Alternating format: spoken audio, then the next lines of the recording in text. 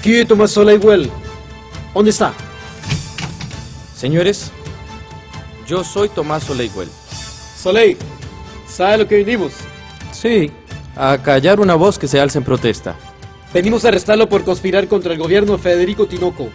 A usted y a su primo, Rogelio Fernández Güell. ¿Dónde está ese? No, Rogelio no vive aquí.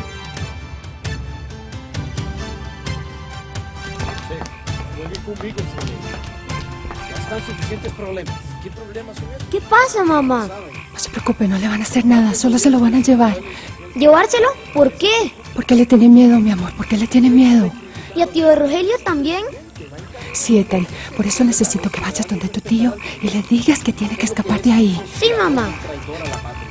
Así que listas que tenemos órdenes de llevarlo preso. Tranquila, voy a estar bien.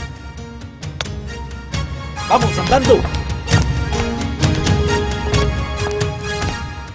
Pobre Rogelio.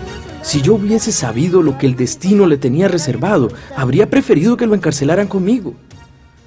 Pero él era un idealista. Estaba dispuesto a luchar, a arriesgarlo todo contra un régimen que estaba aplastando nuestra libertad. Por esto, quiero contarles la historia de mi vida y la de aquellos que, como mi primo Rogelio, transformaron este país con sus ideas y su ejemplo.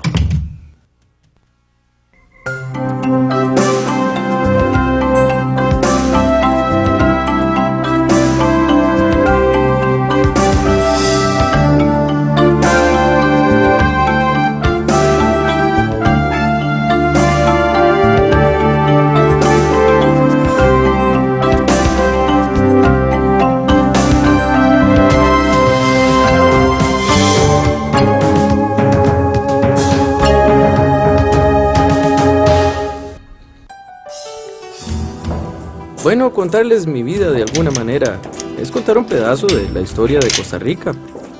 Fíjense que yo soy hijo de una época intensa y difícil que me formó y consolidó como una persona preocupada por el bien de los demás. Véanme aquí en la cárcel, encerrado como un criminal. ¿Por qué? Por enfrentarme a un régimen opresor. Pero comenzar la historia de mi vida desde la cárcel es muy trágico, ¿verdad? ¿Por qué no empezamos mejor por el principio? Mi padre fue don Tomás Soleil de Estrada, un español de ilustre familia que dejó su país para viajar a América y dedicarse al comercio. Mi madre, Magdalena Güell Pérez, era también de origen español, pero nacida en Cuba. Fue precisamente en esta isla caribeña donde mis padres se conocieron. Ya casados, decidieron abandonar Cuba para radicarse definitivamente en Costa Rica, donde mi padre se dedicó a sus actividades comerciales. Yo llegué al mundo el 17 de enero de 1875.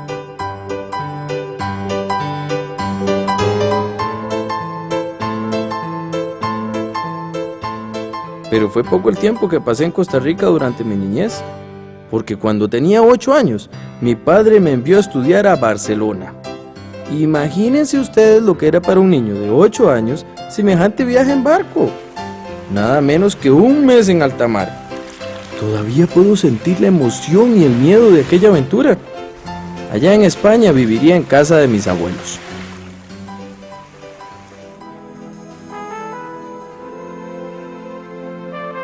Cuando cumplí 14 años, obtuve el título de bachiller en Ciencias y Letras en uno de los principales colegios jesuitas de Barcelona.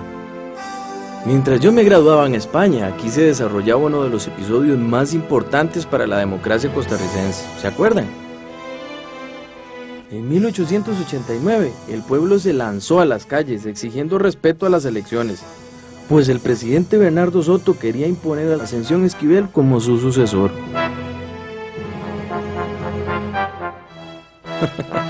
Y yo también estaba organizando mi propio levantamiento, pero contra mi padre. Verán, yo quería estudiar leyes, pero mi padre, como era comerciante, deseaba que yo estudiara comercio. Al fin, y tras mucho pedirle, me permitió estudiar Derecho, siempre que no abandonara mis estudios en comercio. Por un tiempo estudié las dos carreras a la vez. Poco a poco llegué a apasionarme por los números, tanto como por las leyes. Y vean lo que es la vida. Mis conocimientos en economía fueron tal vez los que más me sirvieron para ayudar al país. en 1891, y para alegría de mi papá, me gradué en Barcelona como perito mercantil y profesor de comercio. Después viajé a Francia, a la ciudad de Burdeos, a recibir cursos especializados en ciencias contables. Pero este viaje significó mucho más. Francia fue para mí la oportunidad de acercarme a los grandes pensadores y sabios de la época. Finalizados mis estudios en Europa, decidí que era hora de volver a mi tierra natal. Poco sospechaba entonces lo estrechamente ligados que estarían mi futuro y el de mi país.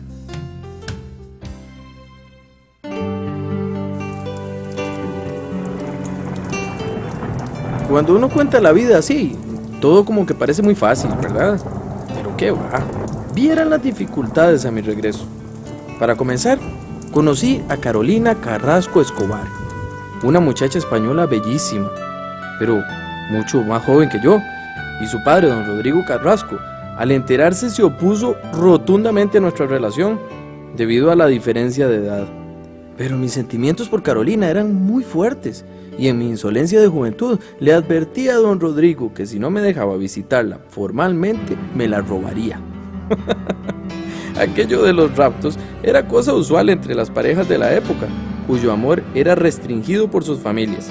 Ya ven, a mí me sirvió aquella amenaza, porque así quedó oficializado nuestro noviazgo. Nos casamos en San José el 15 de enero de 1900. Tuvimos 9 hijos. Aunque ya estaba radicado en Costa Rica, ocasionalmente viajaba a España, ya fuera de negocios o para visitar a mis familiares. Uno de estos viajes lo recuerdo con especial afecto, pues lo hice al lado de mi querido primo Rogelio Fernández Güell. Rogelio era un muchacho brillante, de profundos ideales y gran determinación. Recuerdo que le gustaban muchísimo los libros de caballería, siendo su ídolo e inspiración Don Quijote de la Mancha. Yo creo que al igual que Don Quijote, Rogelio estaba poseído por una divina locura que lleva a los héroes a luchar hasta las últimas consecuencias por lo que consideran justo y noble. Rogelio encontró su campo de batalla en el periodismo, su espada en la pluma y su escudo en los ideales. A la corta edad de 21 años, ya era un escritor y poeta de alta sensibilidad y maestría, comprometido por completo con la causa del pueblo. Había fundado 2 periódicos y estaba consolidado como la voz más fuerte e incisiva de protesta contra el régimen de Rafael Iglesias.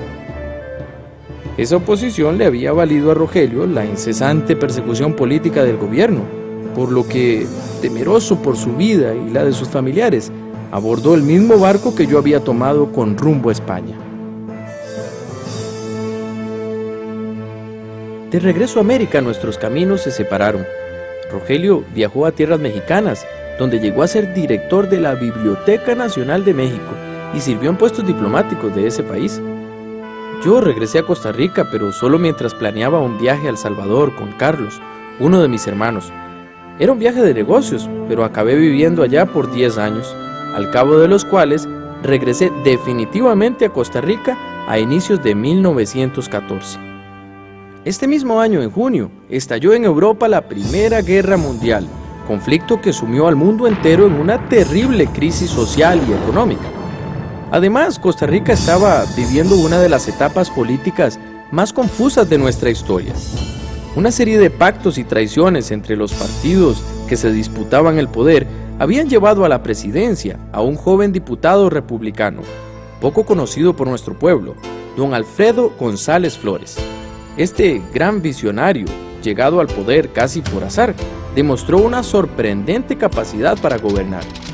La situación económica llevó a don Alfredo a tomar decisiones que exigieron grandes sacrificios a todos los costarricenses, pero sus reformas no fueron comprendidas por la población, por lo que su gobierno se volvió impopular. El periódico El Imparcial, que dirigía Rogelio, quien ya había regresado de México, y en el cual colaborábamos mi hermano Carlos y yo, estábamos seguros de la honestidad de don Alfredo, y conscientes de la trascendencia de sus proyectos, decidimos apoyar su reforma hacendaria frente a aquellos que se empeñaban en detener el progreso del país.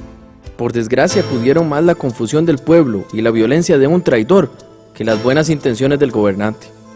En 1917, Alfredo González Flores sufrió un golpe de estado organizado por su propio ministro de guerra, Federico Tinoco. Costa Rica pasó a vivir entonces bajo una sombría dictadura. Lógicamente, nuestro diario, El Imparcial, se convirtió en la principal voz de oposición contra el régimen tinoquista. Y claro, sucedió lo inevitable. En julio de 1917, el gobierno de Tinoco ordenó clausurar el periódico. Rogelio y sus colaboradores éramos considerados ahora enemigos del gobierno. Y bueno, eso nos lleva justo donde comenzamos esta historia.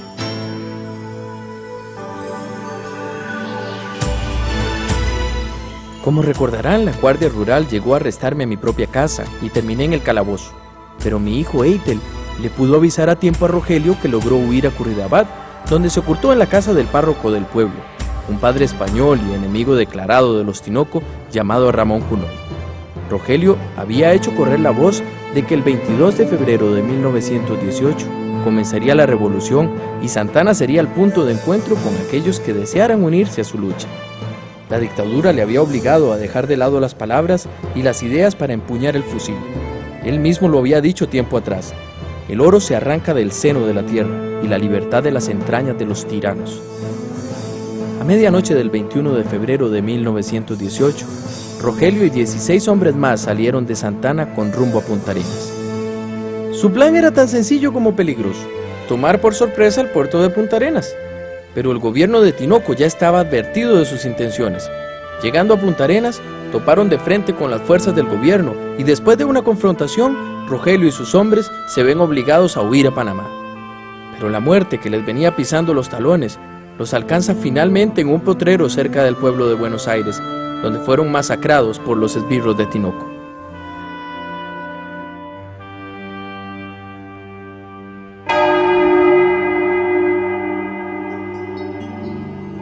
La noticia de la muerte de Rogelio me dolió más que las penalidades que yo pasaba en la cárcel.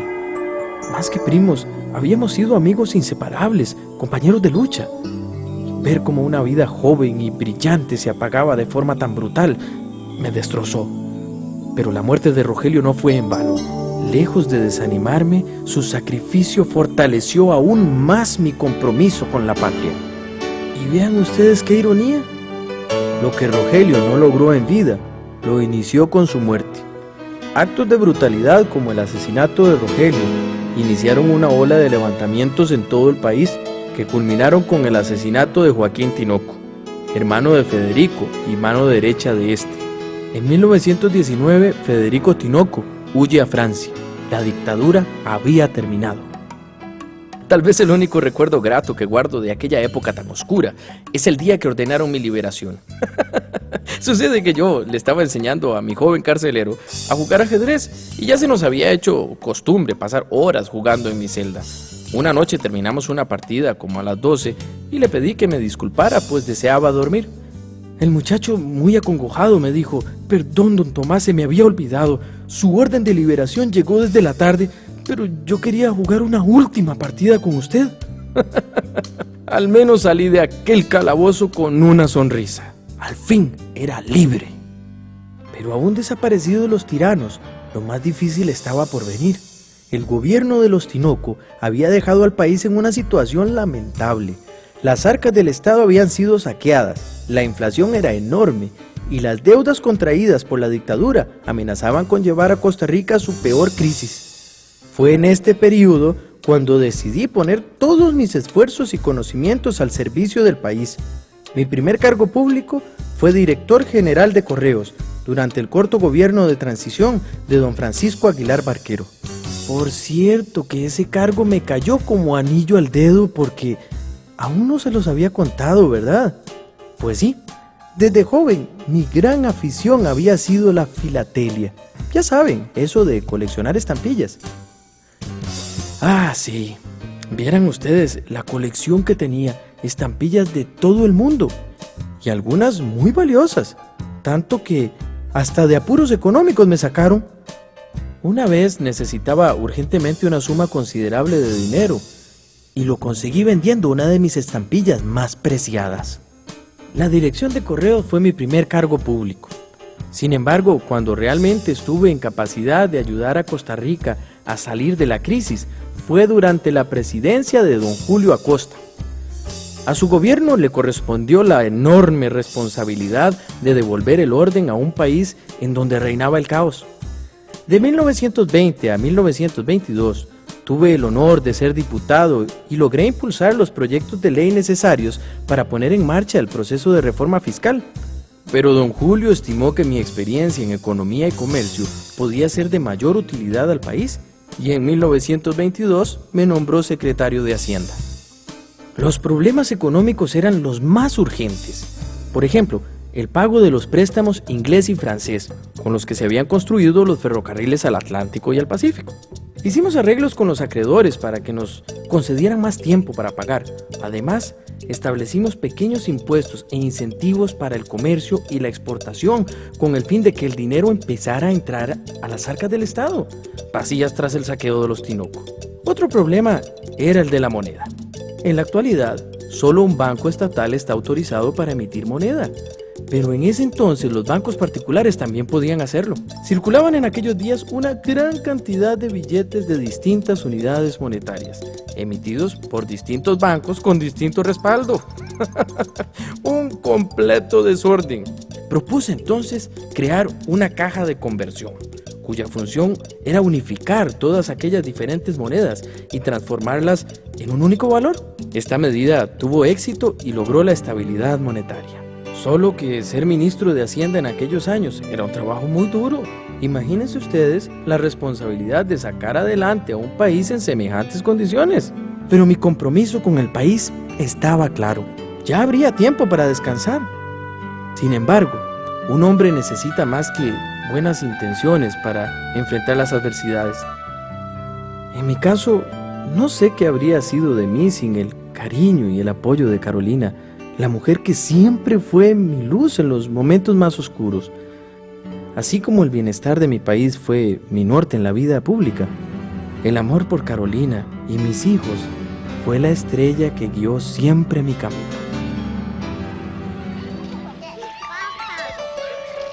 Pero eso sí, por más ocupado que estuviera, los domingos eran sagrados.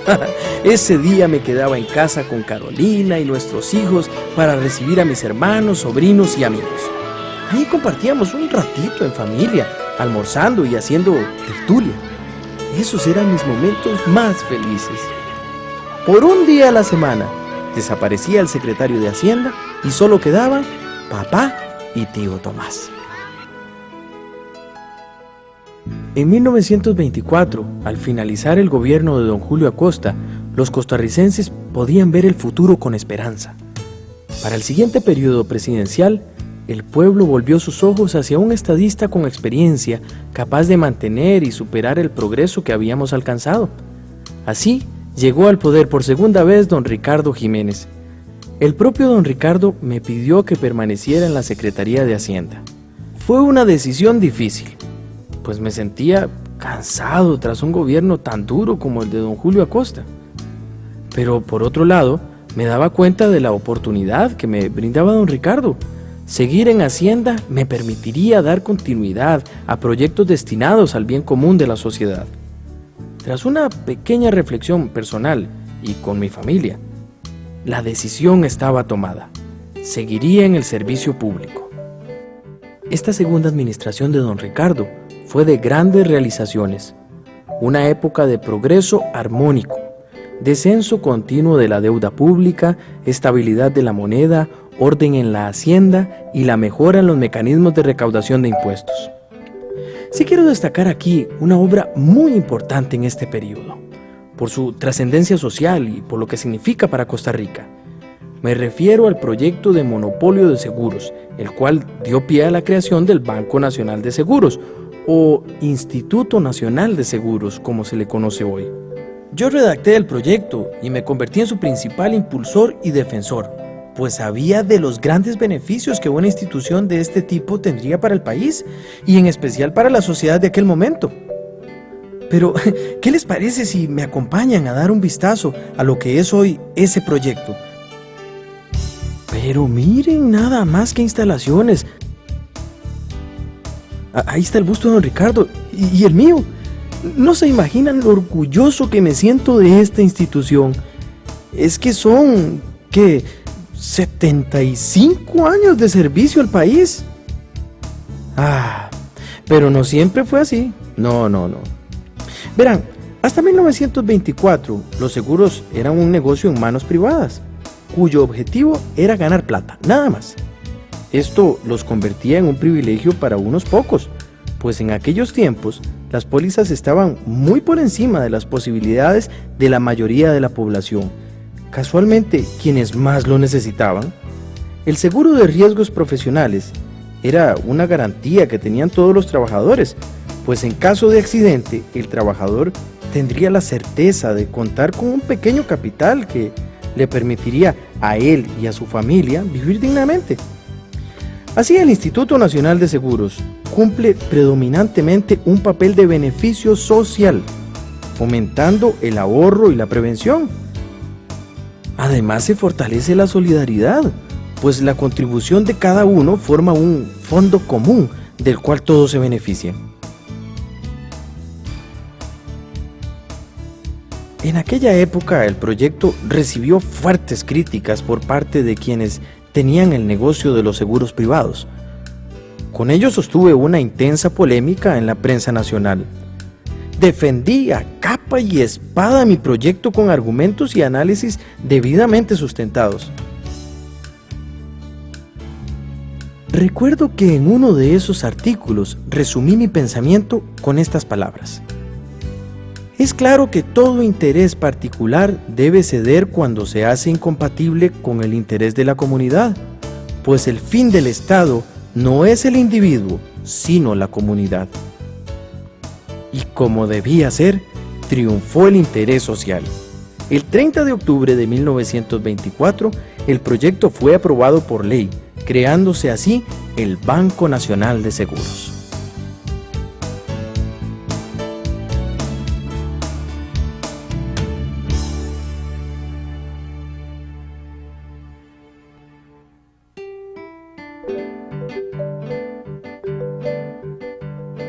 Cuando el período presidencial de don Ricardo llegó a su fin en 1928, el orden fiscal se había restablecido y el Estado gozaba de una relativa holgura económica. Es un orgullo saber que fui uno de los costarricenses que, con esfuerzo y trabajo, ayudamos a sacar adelante al país en momentos de grave necesidad. Fueron casi 6 años de ardua labor y grandes penurias, pero ahora llegaba el momento de tomar un pequeño descanso. Bueno, al menos eso pensaba yo. Y me equivoqué, porque de inmediato el nuevo presidente, don Cleto González Víquez, me solicitó hacerme cargo del crédito hipotecario de Costa Rica. Este era un proyecto que buscaba aumentar el número de propietarios, dotar de hogar propio al mayor número de familias y financiar al pequeño productor agrícola. Y como que tuvo éxito la idea, pues apenas me instalaba en el puesto, recibí una solicitud del gobierno de Guatemala para que yo les ayudara a redactar un proyecto para fundar un banco de crédito hipotecario igual al nuestro. Por cierto, como solo le pedí a cambio el pago de mis gastos personales, el gobierno de Guatemala me obsequió un reloj lindísimo y una medalla que siempre guardé con gran cariño. Al regresar a Costa Rica, el gobierno de Nicaragua también pedía mi ayuda para asesorar sus intereses económicos ante Estados Unidos, otra misión que cumplí de la mejor manera posible. Regresé a Costa Rica y entonces don Cleto González Víquez me pidió que sirviera una vez más como secretario de Hacienda. Fue un periodo bien difícil, pues tuvimos que hacerle frente a la crisis económica más fuerte de todo el siglo, la Gran Depresión Mundial de 1929. De nuevo Costa Rica afrontaba una terrible crisis económica y de nuevo ahí estaba yo, como ministro de Hacienda, con la tarea inmensa y compleja de estabilizar y sacar adelante al país. A esa difícil misión dediqué mis 3 últimos años al servicio del Estado. Tras mi salida del gobierno pude dedicarme al comercio. Por ese tiempo habíamos comprado la librería e imprenta española, la cual yo administré. ¡Qué años aquellos! ¡Cómo disfruté las tertulias con amigos y clientes de la librería!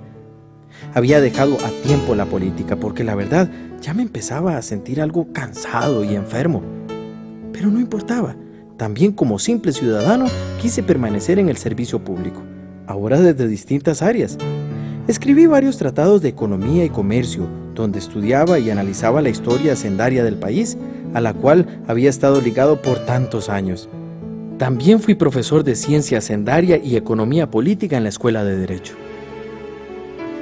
Bueno, ya estamos llegando al final de esta historia. Como han visto, mi vida fue bien ajetreada. Tuve que resolver problemas de gran envergadura en épocas muy difíciles. Así que el 10 de enero de 1943, mi pobre corazón, afectado por tantos años de trabajo, decidió dejar de latir. Me fui con la satisfacción de haber sido siempre fiel a mis principios y creencias, y con la convicción de que mi labor rindió frutos para el beneficio del país. Porque ese es el fin supremo del Estado, el bienestar de todos sus habitantes. Ahora sí, me despido definitivamente. Pero no se pongan tristes. Vean, si yo me siento muy feliz y muy honrado, porque aunque ustedes no siempre se den cuenta, estamos en contacto muy frecuente. Ustedes me ven casi a diario. ¿No saben dónde? ¡Claro que sí! En los billetes de 1000 pesos. Y estoy seguro que ustedes siempre me reciben con mucho cariño, ¿verdad? Bueno, hasta siempre. Y recuerden, cada uno de ustedes, los costarricenses de hoy, se debe más a su país que a sí mismo. Amen este país, cuídenlo, luchen por él, defiéndanlo siempre, vayan donde vayan.